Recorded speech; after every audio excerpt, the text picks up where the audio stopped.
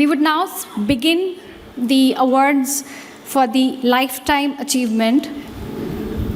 The first Lifetime Achievement Award goes to Dr. Professor Shantaram Balwant Mujumdar.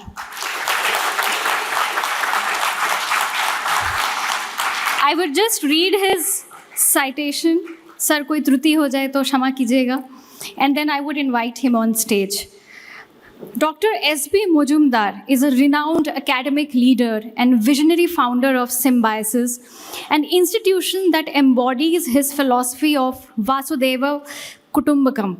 He is the founder of Symbiosis International University, SIU, a global multidisciplinary educational hub that has impacted students worldwide. Today, Symbiosis is not just a name, but a beacon of international education, hosting students from over 85 countries and across India. One of Dr. Mujumdar's crowning achievements is the creation of the Symbiosis Arogya Dham, a cutting-edge healthcare campus that includes the Symbiosis Medical College for Women, providing free medical education to deserving young women annually. Dr. Mujumdar is deeply committed to institutional social responsibility, ISR, a belief embodied in the Symbiosis Community Outreach Program and Extension, SCOPE, initiative that has adopted villages around the university, offering services in healthcare, sanitation, financial literacy, legal aid, and more. Dr. Mujumdar's contributions extend to skill development and applied sciences. He serves as the Chancellor of Symbiosis Skills and Professional University, Maharashtra's first skill development university, and Symbiosis University of Applied Sciences, Indore, furthering his mission to bridge the gap between education and employability. In recognition of his contribution, Dr. Mujumdar has received numerous national and international accolades, including the prestigious Padma Shri in 2005 and Padma Bhushan in 2012. May I please request Shri Mujumdar sir to kindly come up on the stage. May I please request Dr. Mashalkar sir to please come on the stage and do the honors. Everybody, please welcome Mujumdar sir and Mashalkar sir on stage.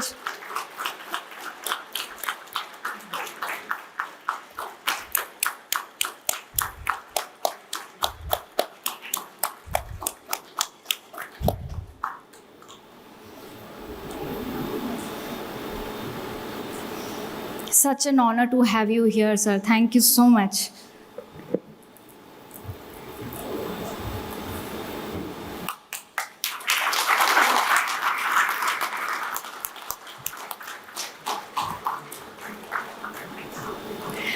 May I please request Dr. Mashalkar to do the honors for Dr. Mujumdar?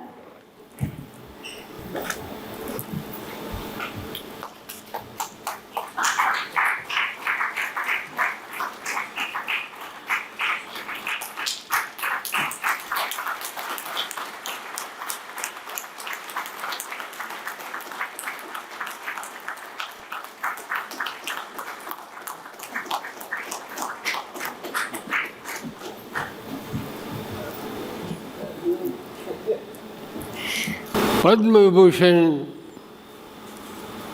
Dr. Raghunath Mashalkar, whom all of us regard as one of the finest and the wisest guide, friend and philosopher.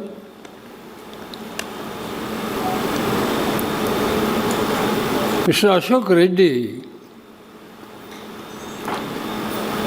Dr. Shantanu, Mr.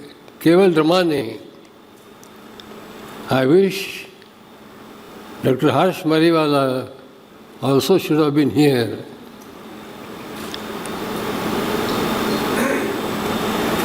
I'm really grateful to Tim Leeds for giving me this very prestigious award of Lifetime Award. But let me tell you one secret. Dr. Mashelkar is the reason for me to be here today.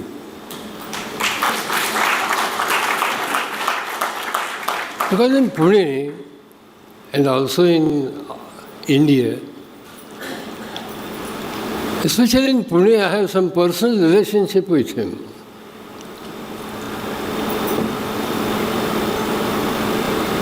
He heads one wonderful organization called Pune International Center, of which he was kind enough to associate me with it as trustee. And that organization is doing a wonderful work. And ladies and gentlemen like you, I have also a very weak point. Whenever Dr. Mashelkar says, do this, I can't say no.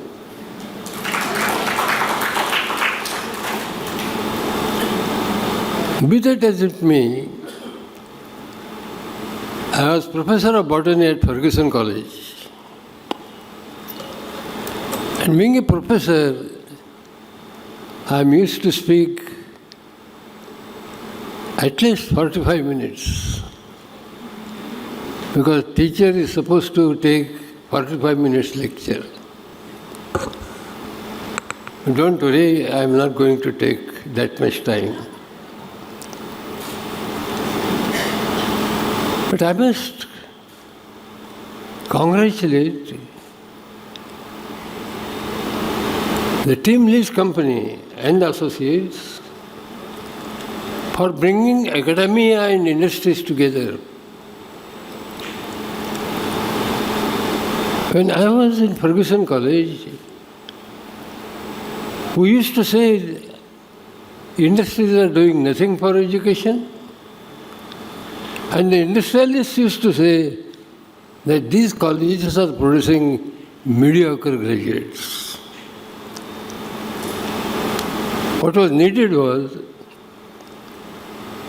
industry and university should have hand in hand. They should have symbiotic relationship. But it didn't happen for many years. But perhaps after 1991, when our economy was opened up, this trend started increasing.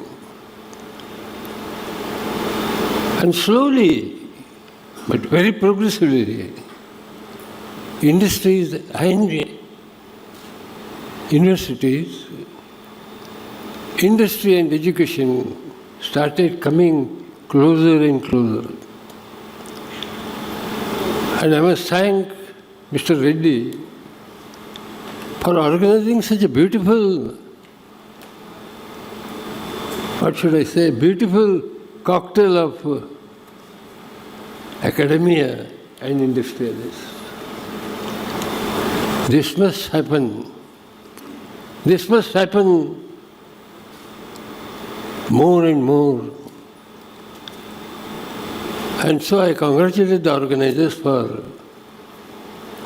one, for giving me Lifetime Achievement Award and bringing diverse audience of industry and education together. Ladies and gentlemen, be that as it may,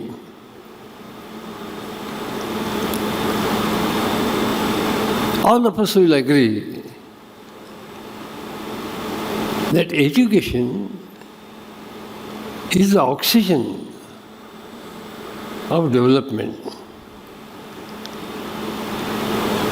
Without education, especially without quality education, no individual will prosper. No individual will prosper. Education is necessary for the development of nation, development of an individual, development of a company, community. And so, as Mashelkar rightly keep on saying, and this is, we call it Mashelkar equation. Like Einstein's equation, Marshall has also his own equation. Education equal to future. The whole future of individual, society, community and the country depends upon education. Well, we should be proud that education system in our country is second largest system. Our gross enrollment ratio, and many of you might be knowing that gross enrollment ratio is percentage of population in the age group of 17 to 20, or I will tell you, and developing countries have different GRs. I will tell you, and developing countries have different GRs. I will tell you, developing countries have different GRs. I will tell you, developing countries have different GRs. I will tell you little later. India, in spite of having large system, has 28% GR. What does it mean? Out of 100 persons, only 28 are in higher education stream. But if you look at other countries, America has 80%. I have a list with me. America has 80%. Then Germany has 70%. Then Japan, United Kingdom and France also have more than 60% GR. And you will be pleasantly surprised that South Korea has 96% GR. This means that the GR and the development of a nation are closely linked. Now, what is the solution? Why this is happening? And in India especially, graduates are producing lakhs, engineers are producing lakhs, and yet there is unemployment. Now, what is the solution? What is the solution to make our every youth employable? Well, as my predecessor told, we have 1.4 billion population, 140 crores. 50% of them are below 35. Huge number of young population. And if you want to reap the demographic dividend, we have to be very quick. Quick because this demographic dividend doesn't last forever. So, what is the solution? And the irony is, our engineers, our graduates are unemployed because they are unemployable. And here lies the crucial question. What is to be done to make our graduates and postgraduates and engineers employable? Well, in symbiosis, we tried this experiment. What did we do? After the long deliberation, we came to the conclusion that those who have knowledge do not have skill. And those who have skill do not have knowledge. Those who have jnana do not have kaushalya. And those who have kaushalya do not have jnana. This is the situation in India. Further, those who are jnana are supposed to be elite, intelligent, knowledgeable, white-collar persons. Those who have only kaushalya, those who have only skills, but not jnana, not knowledge, they don't have social acceptability. So on the one hand, those who have skills have no social acceptability, and those who have jnana or knowledge have no skills. What is the solution? In symbiosis, we thought that why not bring those skill and knowledge, kaushalya and jnana together. So we started skill development, not IIT, not polytechnic. IIT gives certificate, polytechnic gives diploma, but not degree. And remember, degree, whether you like it or not, has social status. And I will also say it has even a marital status. I will give one interesting example. There was a beautiful girl working in a bank,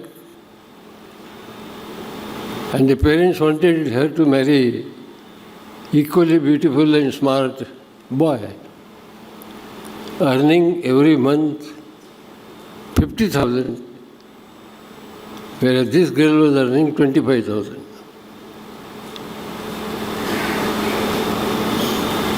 Both apparently agreed. But while leaving the house, the girl asked, "In which subject are you a graduate?" He said, "No, I am a plumber." "You are a plumber? You are not a graduate?" So believe me, she refused to marry that boy. Why? Because if I am a graduate, and if my husband is not graduate, this is not acceptable to the society, acceptable to her also. So, in symbiosis we decided that both skill and knowledge should be combined.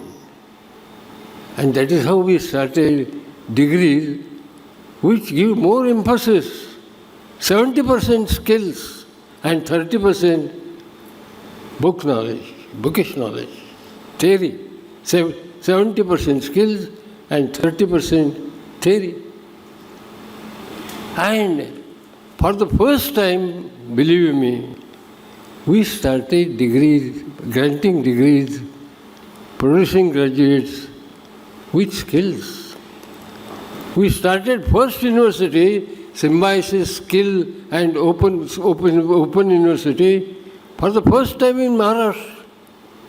I don't know, but I dare to say that even in India. And it became very, very successful experiment. My daughter Swati is leading that particular two universities, one in Indore and second in Pune. And government has also recognized that skilled university is a separate category. Skilled university and conventional university are different types of universities. And so this year in NIRF Doctor, they have created additional category, and that is skilled university.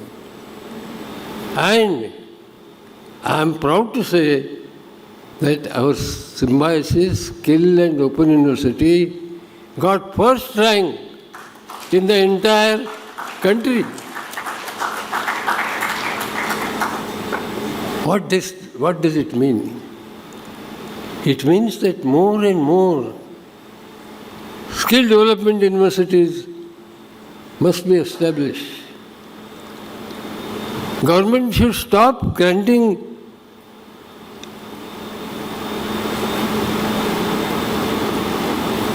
permission for, I won't say for all, but now time has come for government to encourage these skilled universities. That does not mean that conventional universities, research universities, teaching universities should not be there. But skilled universities should be recognized. Skilled universities should be, what should I say, given proper encouragement. Somebody over there talked about skills in Grameen area. You have asked a very interesting and important question.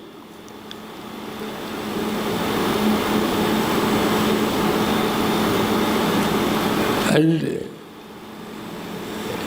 I must give you my own experience and an example. If India is to develop, our villages must develop. And if these villages don't develop, there is little possibility that our country will be a developed country, because 640 lakh villages are there in our country. So real nation, India as a nation, resides in rural areas rather than in urban area. Dr. Marshall, it so happened that I got long ago, I am telling you the story of yesteryears. I got a very costly foreign-made mobile. And somehow it couldn't work. There was no service center for that brand. And many people told me that, well, you will have to send it back to that country. And that will cost you at least 40,000. I do not know what to do. Ultimately, I said, I must do something. Let me try. And therefore, there are some roadside business people, boys, coming from rural areas. And I found one tapri on the highway where two boys, aged about 20 to 22, they had put up a board, and that board had phone repair. They had not put telephone, mobile repair shop. The spelling was also wrong. So I said, let me try. I saw those two boys, they were wearing dirty clothes. Perhaps they had not taken bath for 2-3 days. I said, can you repair this? They said, yes, why not? And believe me, in 5 to 6 minutes, they repaired that mobile.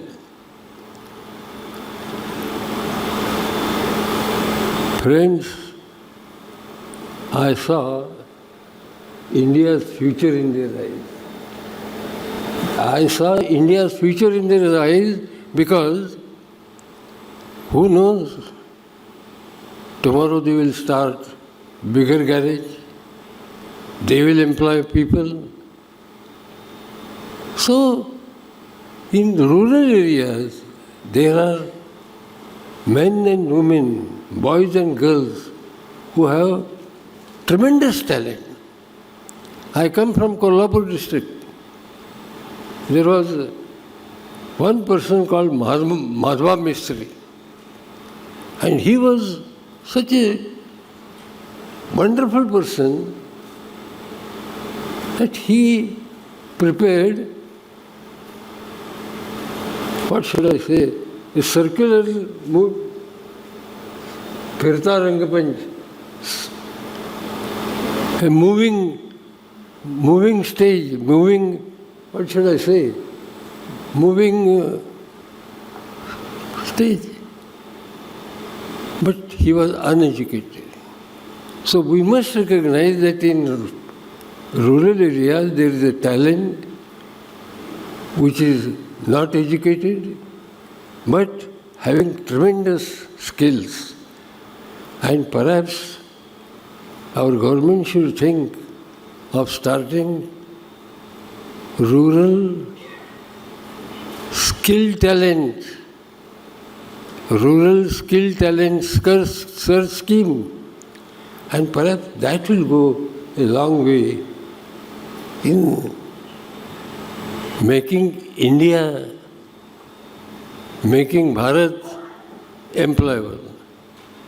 Thank you so much. Thank you so much for your patient hearing, and thank you for bestowing upon me a very prestigious honor of lifetime achievement. Thank you.